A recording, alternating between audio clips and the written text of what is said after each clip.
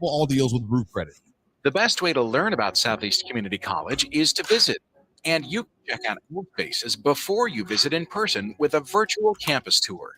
An opportunity to see our campuses in Beatrice, Lincoln, and Milford as you learn about our programs and areas of study. There are virtual tours of our learning centers too. We can even take you on a personalized virtual tour. Learn more on our website, southeast.edu/visit SCC. SCC, your path to possible. You finally finished your man cave in the basement. Brand new furniture, huge TV, and all of your collector's items. You're ready for football season. You were so excited until one bad rain and it is all ruined. Don't risk a flooded basement and countless dollars in damages when it can be avoided. Call John Henry's today for a free sump pump estimate for your home. 435-5555. John Henry's Plumbing.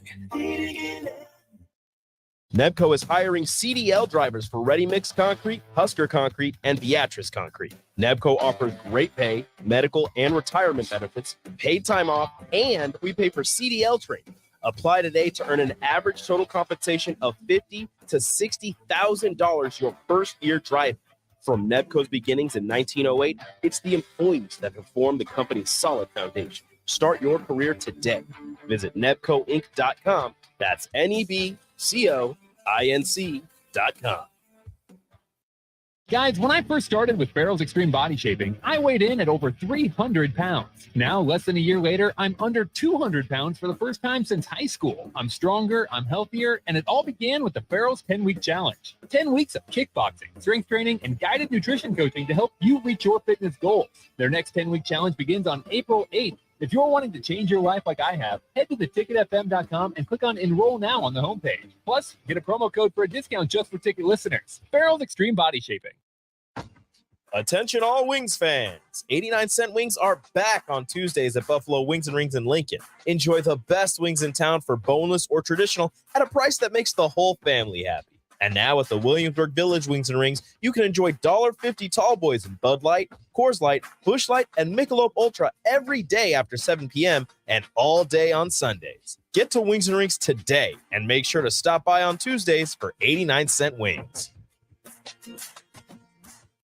If you're in Lincoln, Waverly, or the surrounding area, listen up. Select Plumbing gets it right the first time on a variety of issues for your home and business, including general plumbing, water heaters, faucet and fixture repair, underground sewer and water repairs, backflow testing, and more. Keep your property free from leaks and other issues. Call today for a free estimate at 402-560-6197. Plus, they're hiring service plumbers. If you're in Lincoln, Waverly, or the surrounding area, contact Select Plumbing to inquire at 402-560-6197. Tailored Landscapes is actively preparing for spring. Things like getting new tree orders, getting equipment ready, and training staff to serve you the best we can. If you haven't already planned, now is the perfect time to figure out a maintenance plan for your yard. We're on the brink of spring cleanups for all of our existing customers and have limited spots left. We trim trees and shrubs when needed and only mulch proper amounts. Give us a call today at 402-432-2572 to set up a meeting with one of our designers and get ready for Tailored Life's grand opening in Bennett.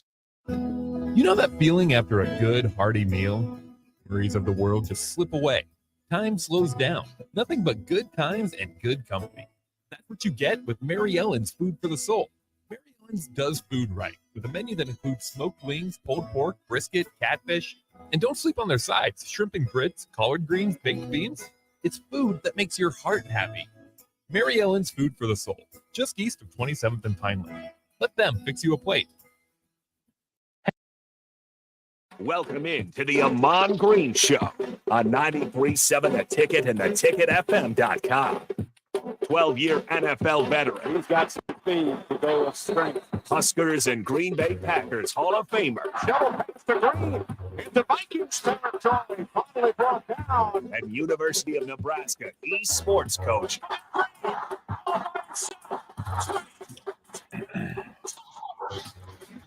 98 yards and a Lambeau leap. Here is your host, Ahman Green. What's up, Austin, man? What's up, everyone? Welcome to the show. How you doing? Doing good? Doing well. How are you? Man, I'm hanging in there. We actually got a date now. We'll be leaving out of here next Wednesday. It's a little past our deadlines, but hey, now we got something though. We'll be moving out of here officially, headed down to Texas, and then I'll be in Lincoln probably next weekend, and then the rest of the semester. So you'll see my face in my mug in the studio across from you, Austin. Excellent. Is it bittersweet leaving the house in Wisconsin? What's the feeling now that you have the I date? say for living in the house, yes, it's gonna be a little bittersweet. But for the weather, no, not gonna miss it.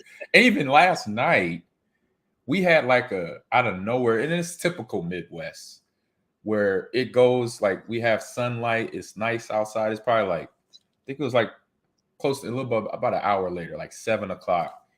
And then all of a sudden these storm clouds roll in, and then we got torrential downpour for like 10, 15 minutes. It looked like we're about to get swept off like what is it? I can't think. Wizard of Oz. Oh. It looked like we had trees moving everywhere. Dorothy, that's what I was trying to say. Dorothy, we about to get swept up like Dorothy and Toto up in the house in Kansas. I mean, it was so the visibility from my house to the rest of the neighborhood was I couldn't see the next door house. That's how bad it was for like 15 minutes. And then it stopped. So I was like, well, I'm not, going down to Houston, it's not going into any better because we get hurricanes down there. We will be, getting the hurricanes, can't deny that. But no, it was just interesting to see like, oh yeah. But from the weather side, once in about a month to about a month and a half, I'm not going to miss it. I'll be like, I'm happy being in Nebraska in the fall. It'll be a lot warmer. So yeah, where are you at going into year 2 of teaching? Yeah. I mean, that too, coming in second semester, 2 classes now. So I'm teaching intro to esports. The class, a little bit heavier. Just 1 class a day though, and they're only an hour long. So intro to esports, the class I taught last semester, 3 days a week. So that's the same format.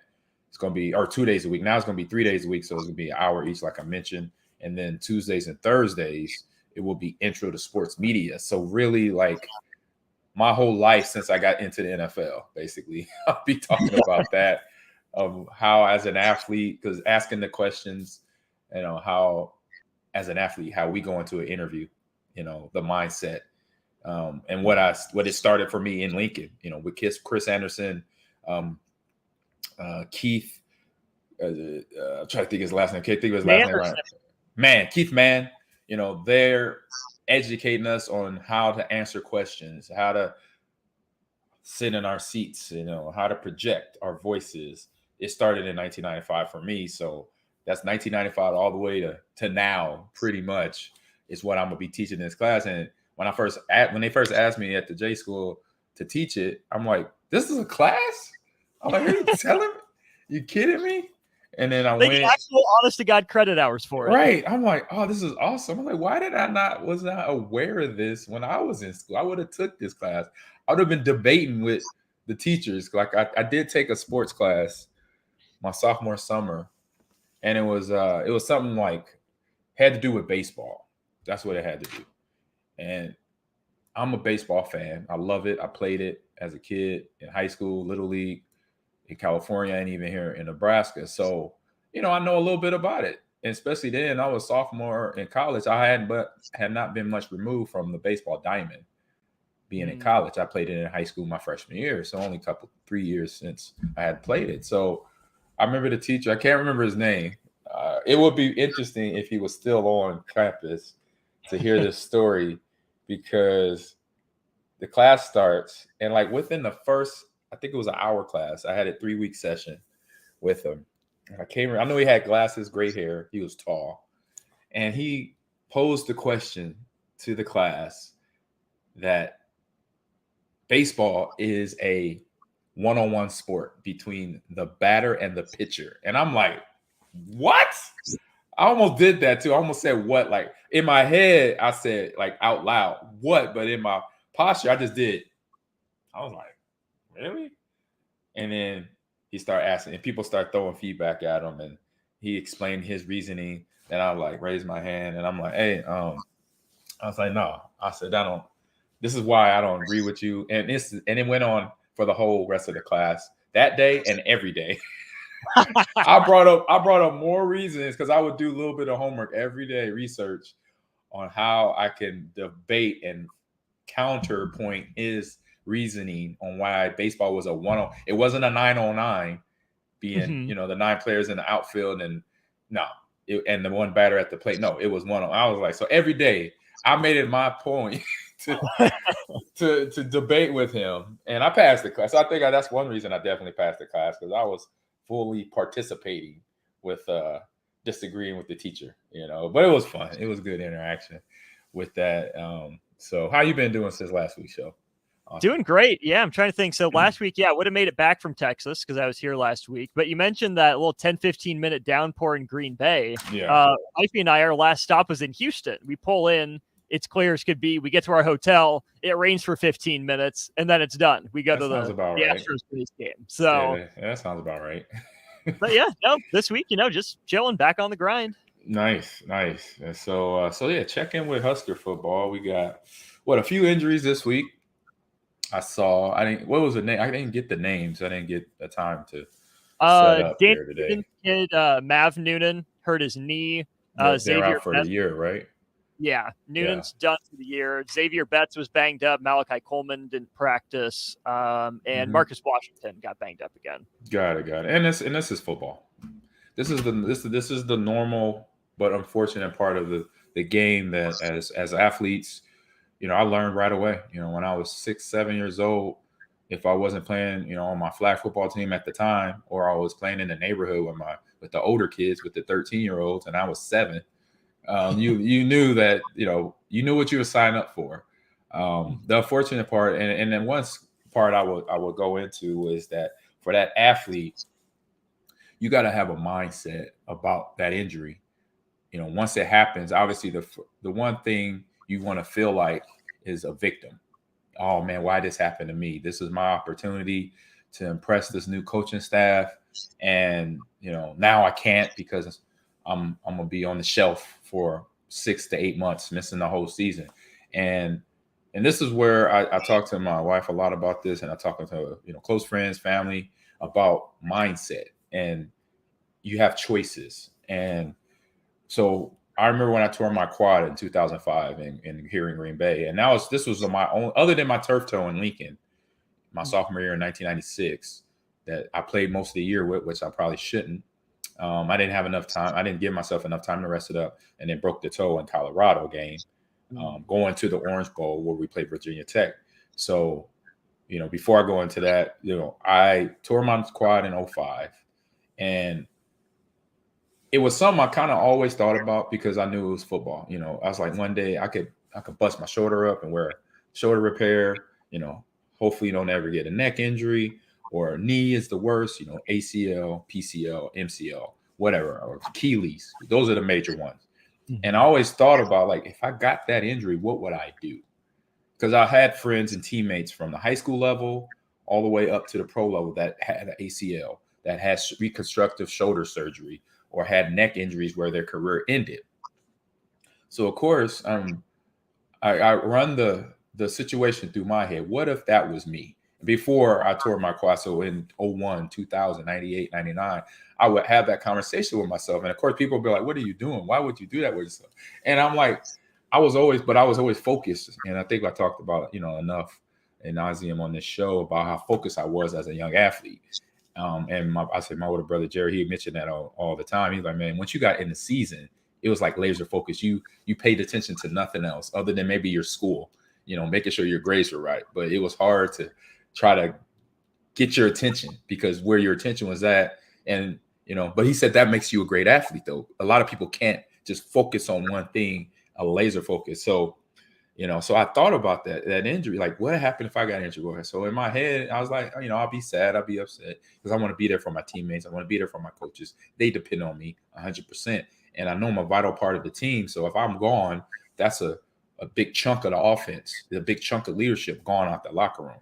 And so once I had thought about it all those times, and then it finally happened, before it happened, I came to a realization is I got a choice when I have this injury, or now I have a choice with this injury. So I'm sitting on the turf in Minnesota, and my quad just popped, and I feel nothing. It's numb. Like from the knee down, it's numb. I see my quad roll up into the thigh pad, under my thigh pad, right? No pain, zero pain, zero pain. It sounds nasty.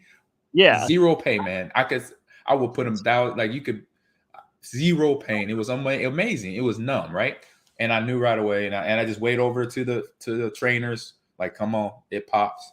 And because it had been nagging me all year, my quad, it had been bugging me. And so Flea, one of the trainers, we called him Flea. You know, he looked like Flea from Red Hot Chili Peppers. I think I explained that one to you. And I said, yeah. He said it was he looked at me. I said, it's the quad. It popped. He said, do you feel anything? I said, nope. It's the quad. It's numb in the area.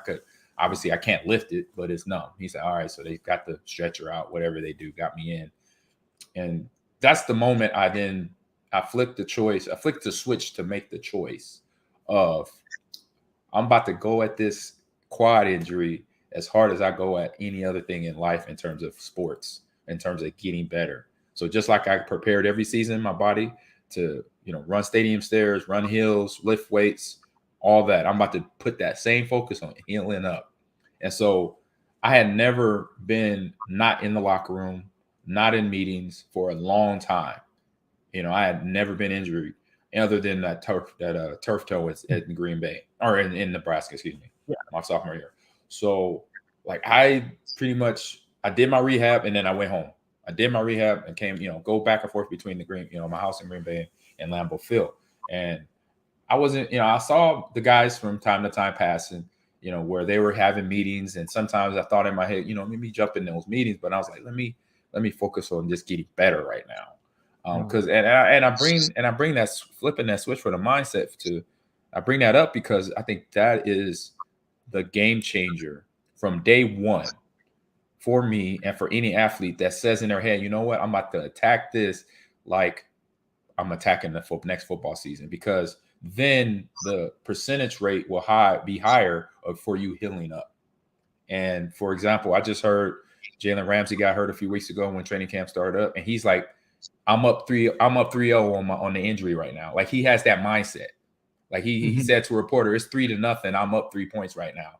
And he just tore a meniscus or something in his knee. So they're looking at 10 to 8. I think they said 11, 12 months.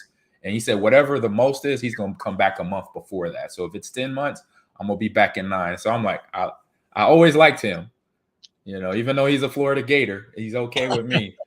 But that's the mindset I think these young athletes, I hope and if they're listening in, have that mindset. That injury is the time for you to now experience and grow. I mean, you have this experience. Now this is the time for you to grow off of that experience. What I'm going to take good out of this, because we already know the bad. The bad is you're not playing. That's what you want to be. That's what you're there for. You're at Nebraska, you're on scholarship for being a football player, but now you're hurt. You're still a student athlete. And you're still a person. You still have a life. You still have friends. You have teammates. You have coaches that's going to reach out to you. You have friends. You have families going to call you and check on you. They want to see how you're doing now, not the football player, the human being.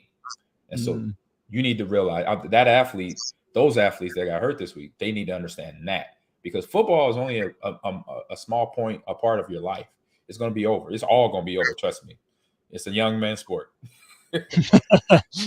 And so when it's over, you want to know what did you get out of it? Obviously everybody wants the Super Bowl or championships, win a lot of games and break records and all that. Yeah, that's the superficial stuff. But what do you really want to get out of it, and what you are trying to get out of this? I got out of it what I want. I was able to do most of the above. I didn't get a chance to play in a Super Bowl or win a Super Bowl, but I made Pro Bowl. I run national titles in college, championships in Little League and stuff like that. But I say the biggest thing I got out of it is what I'm using now as a coach. I got this leadership training thrown right in my face every day, and now I can now use it to then do what Coach Osborne, Coach Solich, Mike Holmgren, Mike Sherman, Mike McCarthy, Gary Kubiak, all them coaches, that's experiences I had with them, good and bad. I can now share it with the players for the esports team, for the current athletes that are on campus that run into me on campus from any sport at Nebraska. I could share them moments with me like I'm doing right now, because that's the biggest thing in sport is when you have that injury, it's like it's depressing. It's putting you in a state of mind where you're like, why this happened to me? This, why I was, this is where I was going. It was on a good path, and then boom, this happened. And just got to realize that path, it's untraveled. It's unknown. Every day is another day. So you wake up, you don't know what's going to happen that day. Mm-hmm. So be grateful for whatever you have going on at that moment. As soon as you wake up, put your clothes on, eat your breakfast, head out to your class or to your practice. Be grateful for that, because every day is a blessing, and then understand too that whatever happens, be ready to adjust and make the choices that's going to put you in the right state of mind. So with my injury in 2005, I tore that quad, and Dr. McKenzie says to me, Ahman, this is the day after had surgery. When I asked him, when can I have surgery? This is in Minnesota. He said, you can have it tomorrow. He said, just wait overnight just to see if the swelling goes, if it swells up big. So wake up in the morning, not much swelling. I get to the doctor, I'm there. He's looking over it. He said, well, we could do it tomorrow or we could do it next week. It's up to you. I said, tomorrow. I said, let's get it in tomorrow. Let's go. And that was on a Tuesday. I was in surgery Wednesday, overnight. Thursday, I was home by Friday. Before I left the hospital, Dr. McKenzie says to me, all right, Ahman, these are all the rules. This is what you can and can't do. We're going to send you home with these medicine, this machine here. Give Marie, your wife, show her how to use this thing over here so she can help you do with all these little things I got to do, because I got to, I'm in the bed for a couple of days. I'm healing. And he's like, well, he said, then when you come back here in about a week, I think it was 2 weeks. I want you, and the whole time you're walking out of their bed, you got to be on crutches. So I took that as, I know crutches. I know the phrase, oh, don't use that as a crutch. So that just ran through my head. And so you know what I did, right? Carried him around? Yeah, carried him around. Or they didn't even bring him with me. So I was walking down the hallway. We have it upstairs in this house. We have a long hallway from our bedroom down to we pass all our kids' rooms to the theater room. And it's at least 15 yards. And so I started walking that the next morning. This is 2 days after surgery. I started walking. So I'm walking slow. I'm not, I'm not no hip in my You're not running with 4-4. Exactly. I'm not crip walking or nothing crazy. I'm just walking down the hallway. And I did this every day until it got sore, because I know how to train. I've rehabbed other injuries. So I knew once it got to, a pain tolerance over a certain number, I stopped.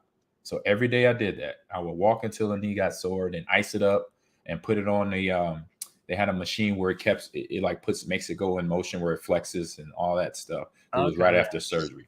And so I did that for those 2 weeks. And then after those 2 weeks, I walked in carrying the crutches with me. And Dr. McKenzie's like, what are you doing? What are you doing? And Marie, he looks at my wife, Marie. She's like, I tried to tell him. And he's like, you're so hard-headed, And then he looks over my knee and he's like, yo, man, it's looking great. He said, I've always not worried about you and your healing. You always healed great, Ahman, this, that, and the other. And then, so let's fast forward everything real quick. And now we into the 04, so that was 05, 06 season. I get through training camp. I get my first game. It's the preseason game against the Patriots. I have a few plays. I feel great. Practicing is going good. I'm running into guys. I'm back to normal, getting back to normal, And it wasn't until where I felt comfortable being back on the field, because I knew I can't worry about the knee now. I'm playing football. So I just wanted to get back to that feel. When I'm hitting the hole, I get the handoff from Brett and I'm running down. And then when I hit people, I'm going into a full goal. It's not half speed because the knee is still weak or whatever. And so, it had finally happened. I think it was like week 4 or 5 against Miami, in Miami. And I swear to God, to this day, that Diablo was on the field with us. It was so hot down there. It was scorching, where half of our offensive line had already cramped up in warmups and were in the locker room getting IVs. Chad Clifton and I think it was Kevin Berry. I know Chad Clifton for sure. He didn't come back out. He stayed in there getting IV bags for the rest of the game. And it was in the second half because I went into the locker room, I got 2 IV bags and then finished the game. But the second half, I got a 98 handoff solid, which is an outside zone play to the right. Oh no, it was 99 to the left side of the field, and I broke out on a 65-yard run. And that was the only. Once I hit that run, that was the thing. That was kind of in my head, because can I outrun somebody? You know, because I've been known for that. I could hit the home run with my speed. So that was the only trigger that was in me. And then when I hit that 65-yard run, got to the end zone and I don't know what popped in my head, but it popped in my head to crip walk for some reason. I was never near a gang. Well, I was near a gang, but never a gang member growing up in LA. But it just popped in my head because I thought it was cool, you know? Yeah. But of course, as I'm in the middle of dancing, Donald Driver tackles me and messes that all up. And so, but my point is, it was from day one, me making that choice to say, hey, I'm about to attack this like the off season. I'm about to attack this like that chemistry test that I have to study for and prepare for, whatever. I'm about to crush this thing. Watch what happened. And then after the season ended, Dr. McKenzie comes up to me one day in the off season of 2007 and says to me, Ahman, he said, I know I gave you a hard time by not using the crutches and stuff, but you are the only person in the last 3 surgeries of quad injuries that I had to repair. You're the only person that came out right. The other two, the other two was Santana Johnson and good teammate, good friend Steve Warren when he tore his quad. And I think he tore his quad in 2002. Saw Steve yesterday out at Tiburon. Oh, nice. Oh, golf course, right? Yeah, out there golfing. So shout out. We called him Scuba Steve. I don't think he ever said that. Now everybody knows. They called him Scuba Steve in Green Bay. I don't know how they got him that name, but it's locker room stuff. But yeah, shout out to Steve. So yeah, he was one of the 3. I was the 3rd, and he had repaired in 4 years, and I was the only one that bounced back. And he said it had to be your mindset, and obviously not listening to me. I told you to be on crutches for 2 weeks. You didn't do it, and some other things I didn't do. My wife's looking at me, shaking her head. I'm like, no, I'm on a mission. I said, I can't. Stuff to do. Yeah, I got stuff to do. I came back, I rushed for 1,000 yards, So that was my goal. Once I, even before I found out that was the thing, it's can I outrun somebody? Because I get challenged. I was just talking to my wife today about, my everyday. I said, my everyday is getting challenged by fans to race me, or they want me to hit them, or now since I'm into video games, coaching, they want me, let's play Madden or let's play Call of Duty, and that's 1v1, bro. Yeah, let's 1v1. I'm like, all right, so that's the life for me, getting challenged. So it was just something especially when I heard the young players coming out, getting hurt in the first week of training camp, but knowing that, they're young, so they're going to heal up fast. And they could be back, but they just got to have that in their head. I'm about to crush this, just like I crushed spring football, or this class that I have, I was struggling in, but now I bounced back, and now I'm about to pass it with an A+. Have that mindset. Everything's just choices. We have bad things happen to us literally every day. That's how the world is. That's how unfortunate people are. And situations pop up. But it's how you react and how you adjust to that situation, how you're going to come out of it on the other side. Think of it. I think of it that equation that doesn't actually have any numbers. Event plus response equals outcome. 100%. Where the event you have no control over, your response you have 100% control over. So just because you have an injury, that doesn't have to be the end. No.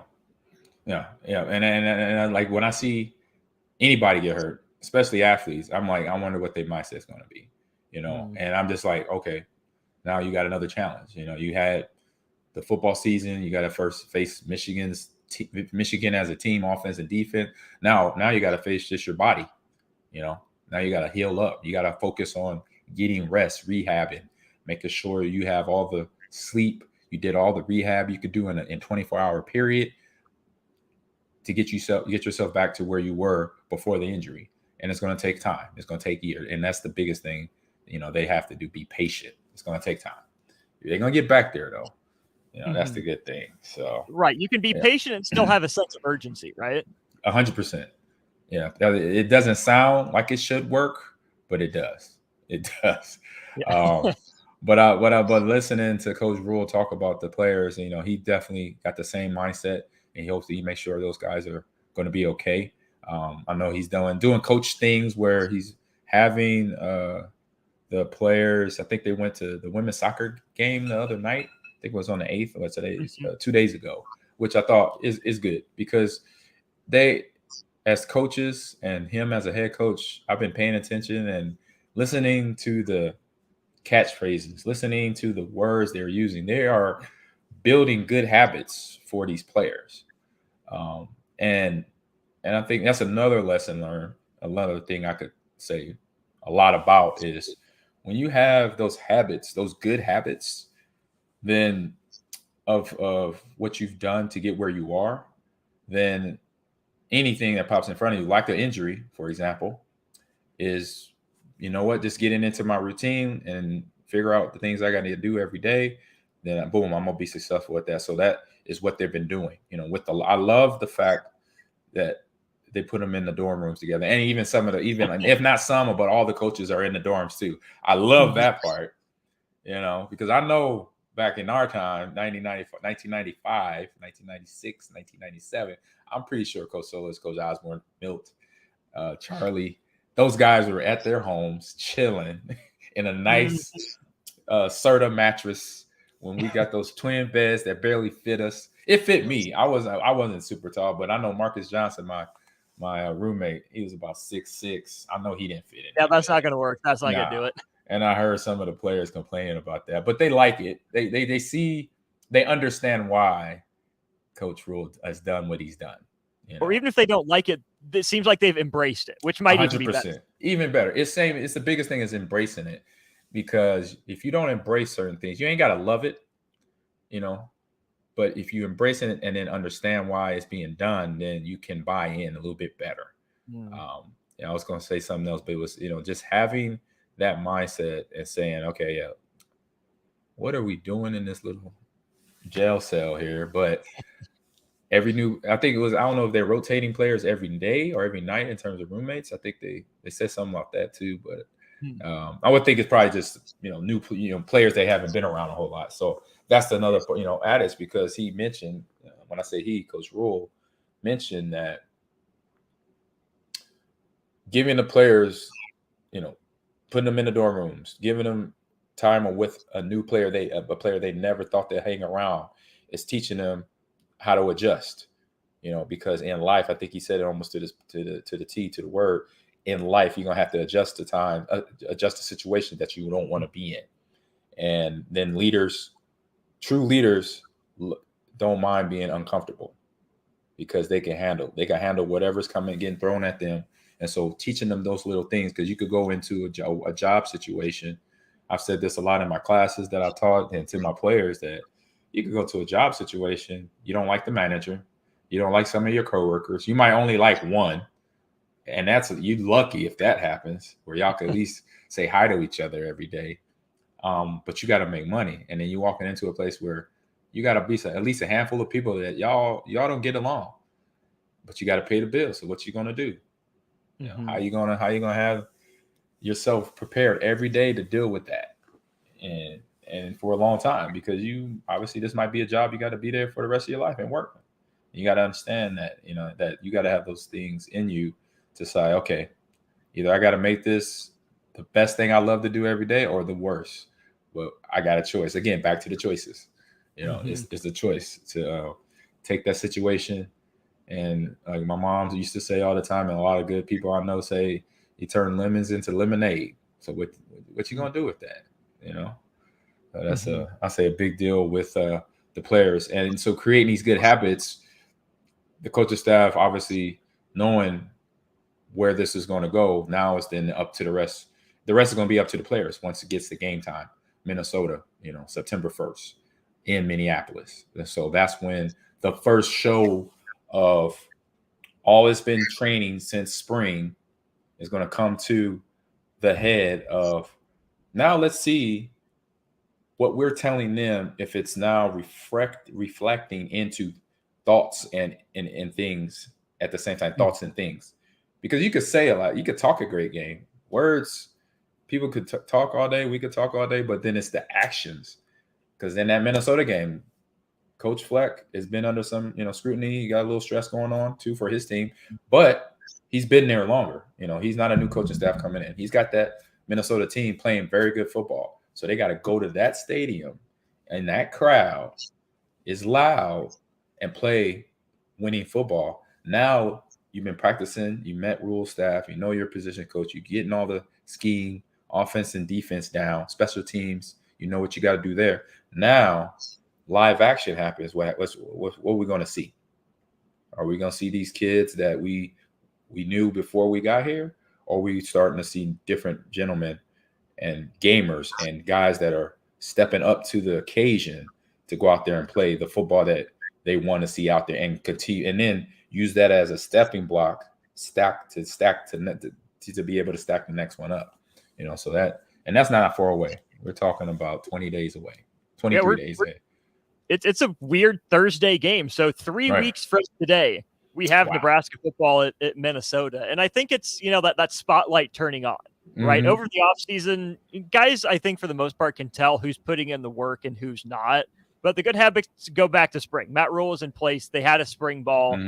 Put him on the different teams of guys, again, different positions, different years, but just, had that same standard of, are you going to go to baseball, softball, tennis games? You earn points for that. Channeling free time into productivity, into being a positive impact on the community through summer ball when you're with the strength staff into fall camp. But then 3 weeks from tonight, spotlight's on. Who's going to step up into it? Who's going to be ready for the moment? And who's going to melt? Who are the guys that are going through the motions through all this, who are putting on the show to try to earn favor, but when it comes down to it, for whatever reason, they can't step up? I mean, it's real. It's gotten more real, but it's going to get even more real in the next 20 plus days. Right. And I'm smiling because I was that guy. I was that player that I couldn't wait. It was like, I was ready. I say, I'm about to let the animal out the cage. Y'all don't know what y'all done. I would say on this roster, it's about a dozen kids just like that. They like, man, I can't wait to get to Minnesota. I'm going to go, whatever they say now in the slang, I'm going to go ham. I'm going to get hype, whatever. It's about a dozen players on that roster, offensively and defensively, that's like in their head. If they're not saying it, they're saying it up here. They said, man, I can't wait to kick that ball off. I'm going to run down that field on special and, I'm going to do something. So that's what I know. I'm going to be eyeballing. And I'm pretty sure the coach is going to be doing that same thing too, because the coaches know what they signed up for. They got a long haul of reconstruction, of building this team back up. And you see that with what we just talked about. They've been doing this since, I think, January.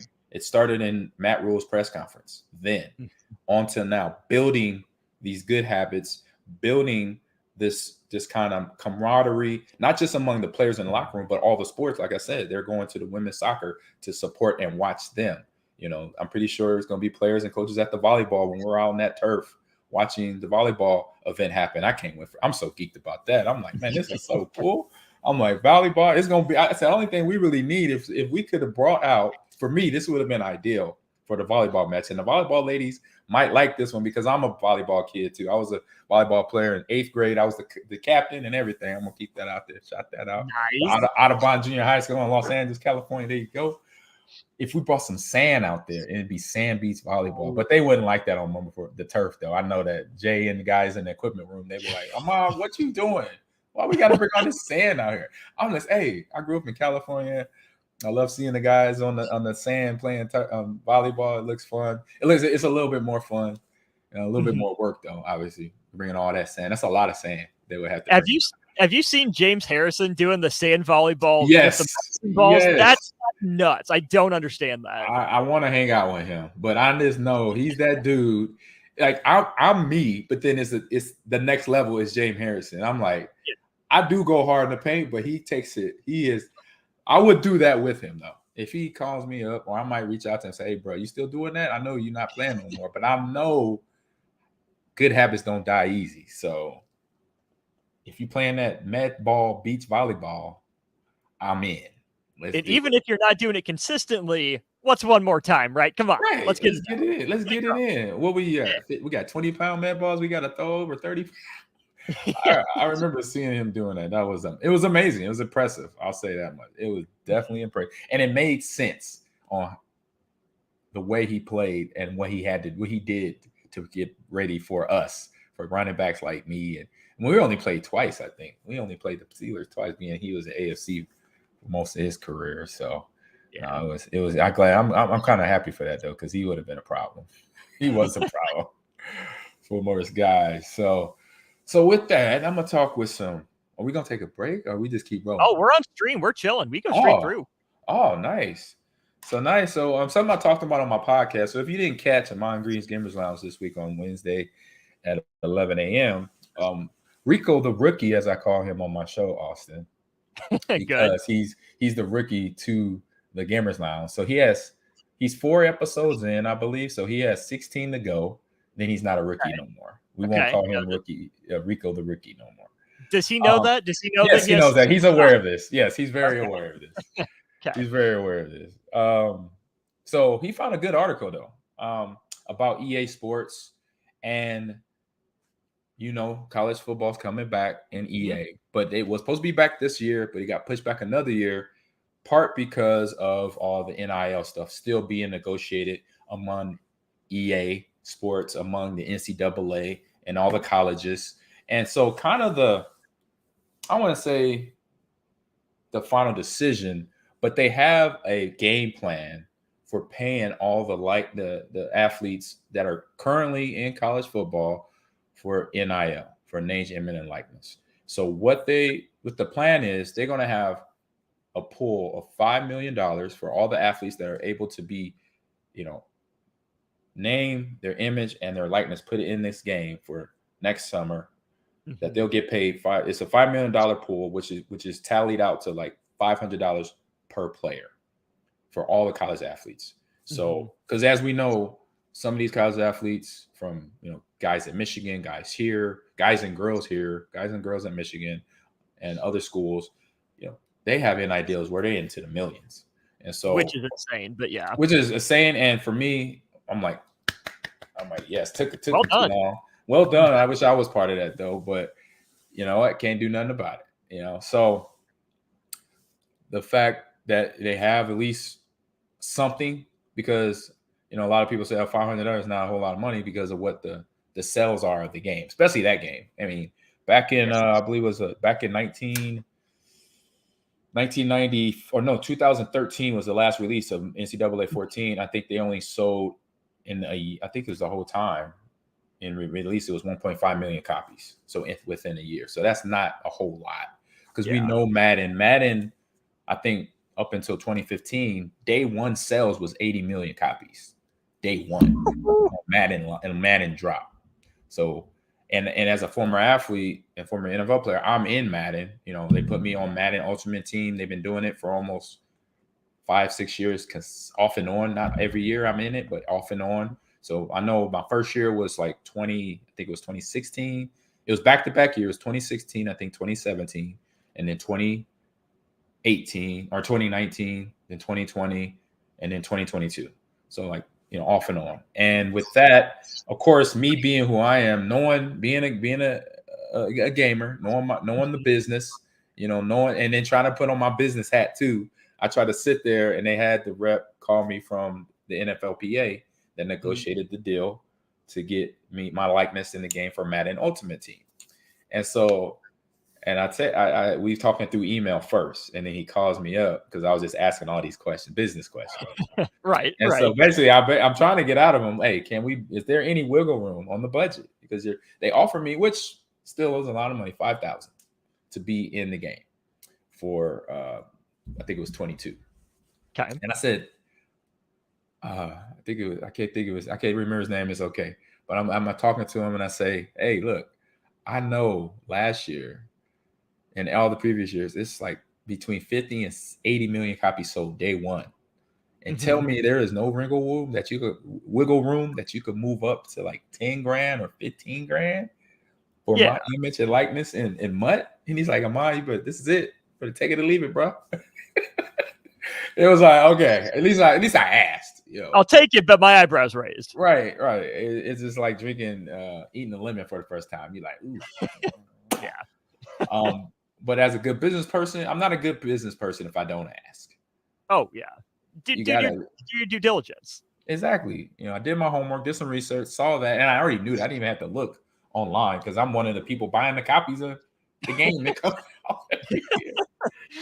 Oh man! So $5,000 minus the price of a copy. Right. Well, no, I do got my. I say last few years, I got my shout out to Clint Oldenburg. He's one of the marketing and executive producing heads of Madden football for EA Sports. So shout out to him. He's been helping me out with getting a game every year, so I appreciate him for that. That's something, clap to him. He was also a former athlete, as a former NFL player, played for a few teams, and so he knows the game. He was an offensive lineman out of Boston College, so he knows his stuff. And so he's getting ready for his big match, a big launch of the game, and it's crazy. As soon as the game comes out next week, it comes out the 18th. And I remember last year I was talking, or a few years ago, I always talk to him around. We talk a little bit, around this time, and I asked him.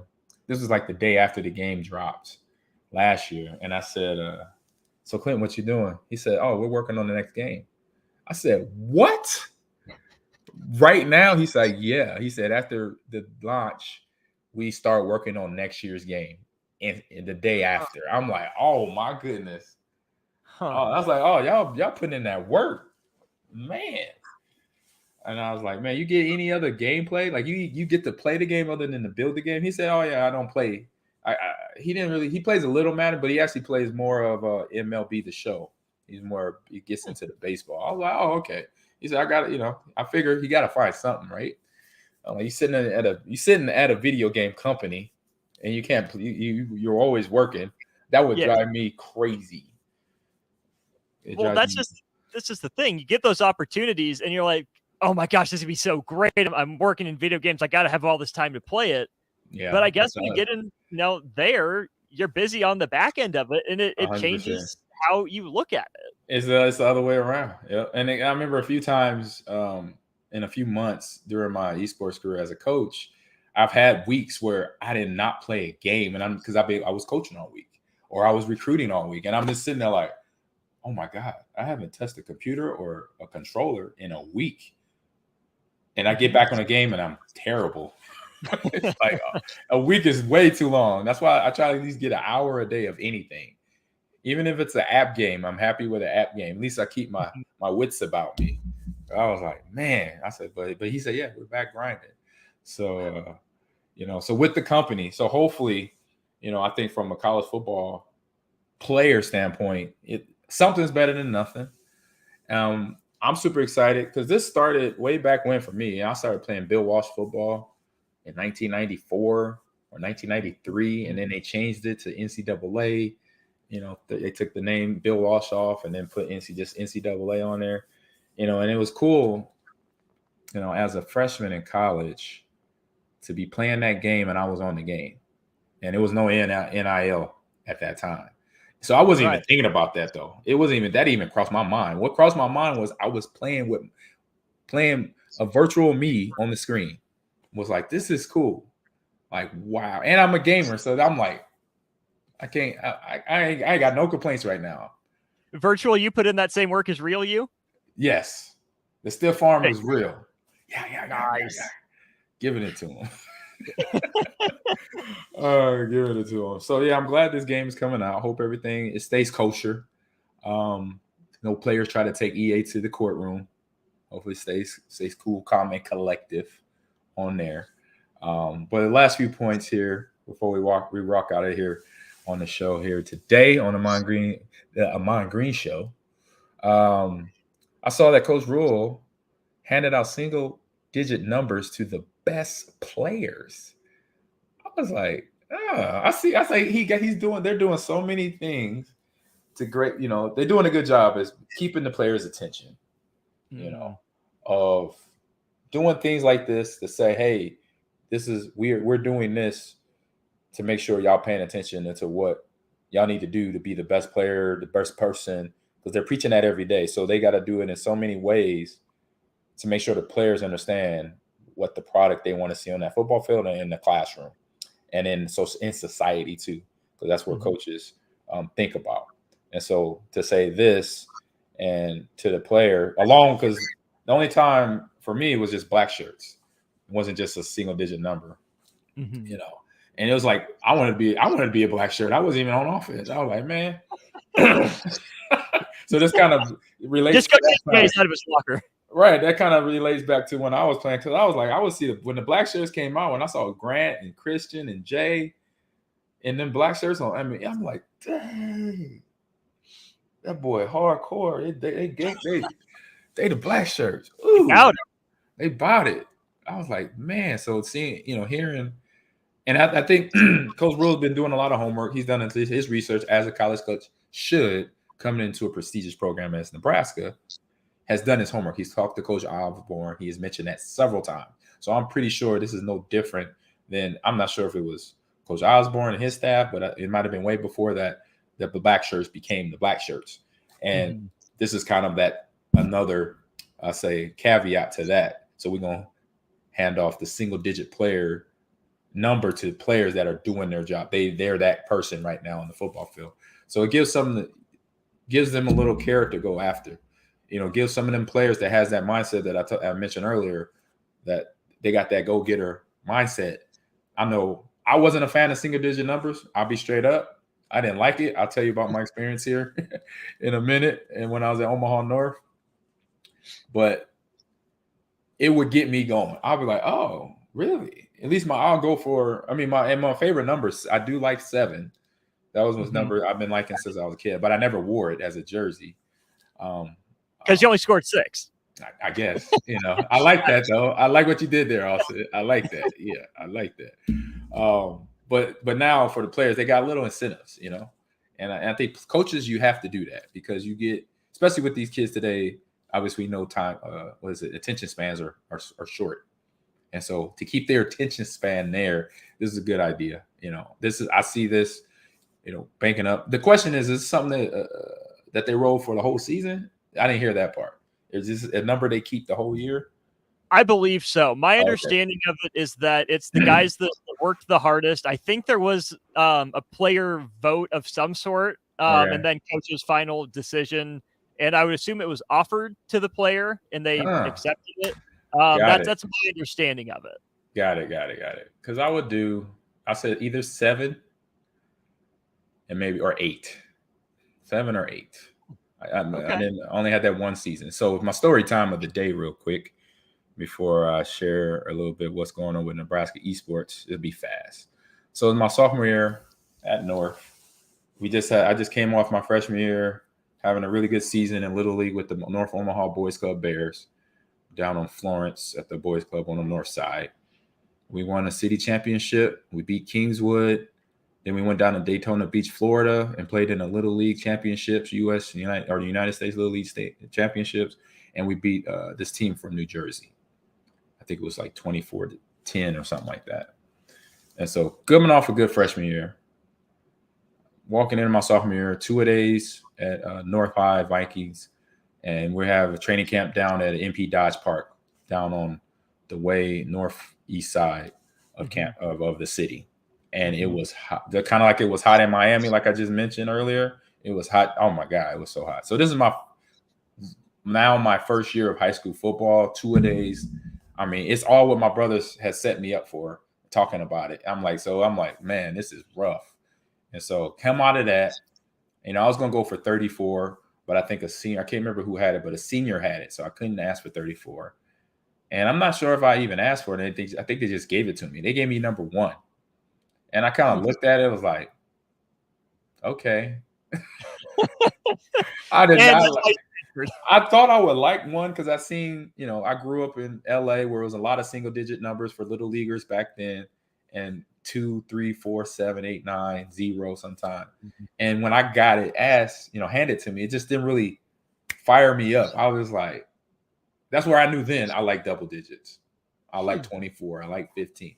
I like those numbers. I like 2 numbers on the jersey. It just fills out the shoulder pads, The single digit, it just was like the only number. It was 1. And it was maybe it made me look too skinny. It maybe didn't let me look big in it. I don't know what it was, just that right there. It was that right there. I didn't look good because it made me look slimmer. That's what it was. right in the middle. It was more of a target for the guys to tackle me. Right, that's where we're coming from, yeah. Yeah, so it was a rough sophomore season, between. And that's why you transferred, right? No, that wasn't the reason I transferred. The reason why I transferred is a good reason. My mom, God bless her soul, she said to me when she saw this is a parent being on it. She had a game plan. My mom was on it. She says this to me after she got my test results for the PSAT, and I didn't get a really good score. She looked at my GPA. I had a 4.0. She's like, wait a minute, something don't add up. You got a 4.0, but you barely passed this college practice test. And this is before all the information come out that it might be biased and all that. Regardless, it don't matter to my mom. No. You didn't pass it. We got a problem. Something ain't adding right. You're going to Central High School. You're going to my high school. And I'm like, what? No, we just hold up. You just ripped me out of California a year ago, and now you're making me transfer to Omaha Central. I got friends here. I got a little social life. I'm starting to get cool. I was on varsity this year. Now I gotta start all over. Oh man, it wasn't as heartbreaking as leaving California, but it's still as you could tell, it put a little scar on me. It was hard though. I say the hardest part was telling Coach Ball that I was transferring, my track coach. That was the hardest part. I think I cried. I cried when I told him because we were in the middle of track season when I found out that my mom was going to transfer me, and I cried to him during track practice, and I told him, I got to go to Central next year. I was like, and he was like, man, it's okay. I understand, family stuff. He explained to me. He said, and we always talked about it because we saw him through the years. So saw each other through the years. So it's he always thought, he said, hey, it worked out for the better, man. Then you see, you didn't want to go and you were all crying and stuff. So just, like I said, choices.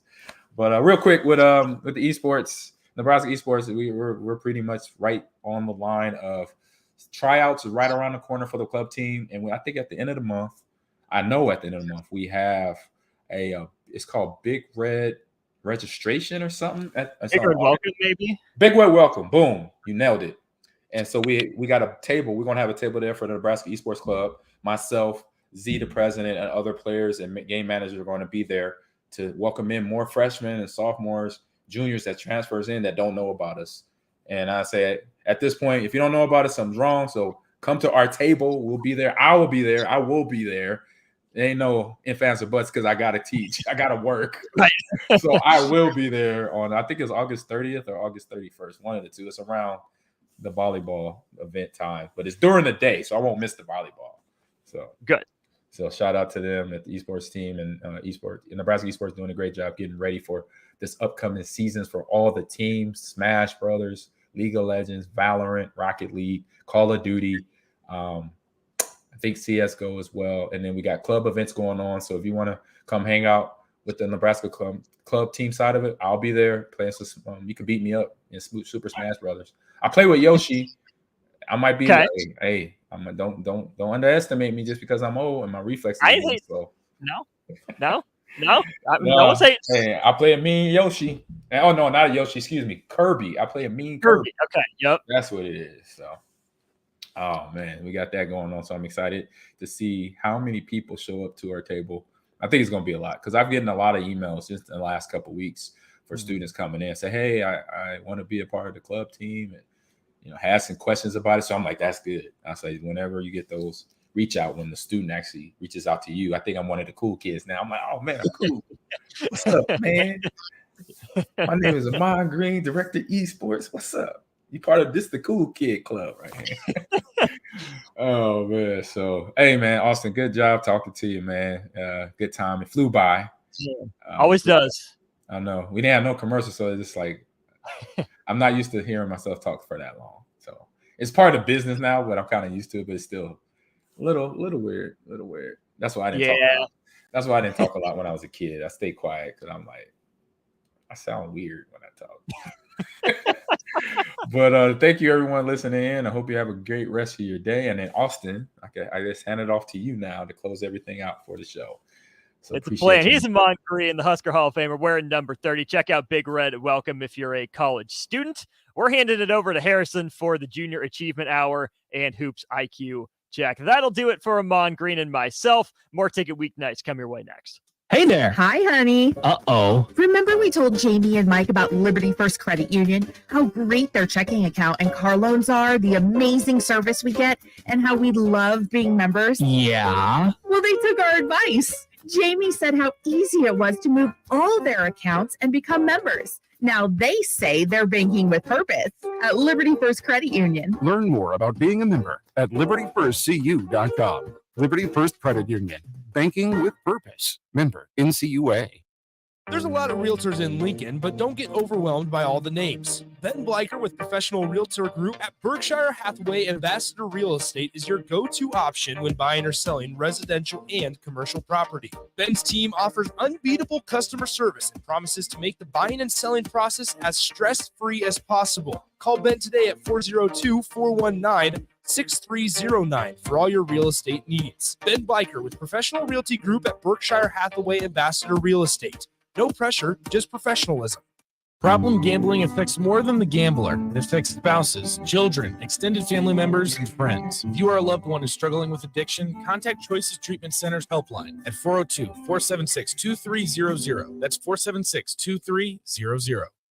At first, I was really nervous and intimidated to buy a ring. I wasn't sure what I was getting into. My experience at Starter Heyman was very easy. I felt like I walked out of Starter Heyman with the ring that was going to make her go wow and say yes.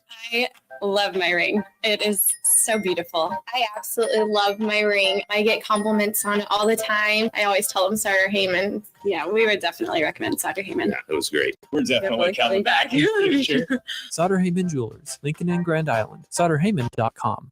Hi, it's Charlie Stone again, and with me on the line, Andy Goodyear, General Manager of Honda of Lincoln. Andy, I know how proud you and everyone at the dealership are to earn the prestigious Honda President's Award year after year, 17 times. Tell our listeners what it means to you and your customers. Thanks, Charlie. Yeah, all of us are extremely proud to have earned this award, and I want all of our customers to know it's not just earned by one person's effort. It's the entire dealership. Sales, parts, and our amazing service department. 17 times. Wow. How does that compare to other Honda dealers? This award is only given to the most elite dealerships that demonstrate excellence. We really do strive to go above and beyond for the ultimate customer experience before and after the sale, Charlie. That's why for 2022, Honda of Lincoln is once again Nebraska's #1 volume